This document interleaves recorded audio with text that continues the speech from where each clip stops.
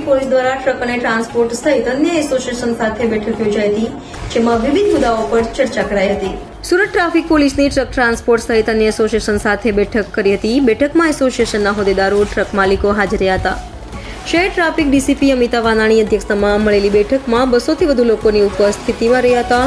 તો હાઈવે પર લેન ડ્રાઇવિંગની અમલીકરણ કરાવવા બેઠક મળી હતી અને તમામને 1 અઠવાડિયાનો સમય આપવામાં આવ્યો છે અને અમલીકરણ નહીં કરાય તો કડક કાર્યવાહીના નિર્દેશ કરાયા હતા। તો અત્યાર સુધી 2000 જેટલા વાહનો સામે કાર્યવાહી કરાઈ છે।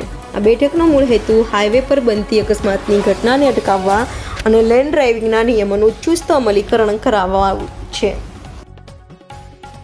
શહેર ટ્રાફિક શાખા દ્વારા માનનીય સીપી સર અને જેસીપી ક્રાઇમ સરના માર્ગદર્શન હેઠળ આજરોજ સુરત શહેરના તમામ heavy vehicle association, truck association અને ટ્રાન્સપોર્ટ એસોસિએશન એક મિટિંગ રાખવામાં આવેલી, જેનો મુખ્ય હેતુ એ હાઈવે પર લેન ડ્રાઇવિંગનું અમલીકરણ કરાવવા માટેનો છે। આપણે સૌ જાણીએ છીએ કે ક્યાંક ને ક્યાંક લેન ડ્રાઇવિંગ ના કરવાના કારણે, રાઇટ લેન ફ્રી ના રાખવાના કારણે અકસ્માતો હાઈવે પર ખૂબ મોટા પ્રમાણમાં બનતા હોય છે અને હાઈવે પર બનતા અકસ્માતો ઘટાડવા માટે અને જેટલા પણ હેવી વ્હીકલ છે એ લેફ્ટ હેન્ડ સાઈડની લેન પર ડ્રાઇવિંગ કરે તેના માટે એક તમામ ટ્રાન્સપોર્ટ એસોસિએશનની મિટિંગ રાખવામાં આવેલી।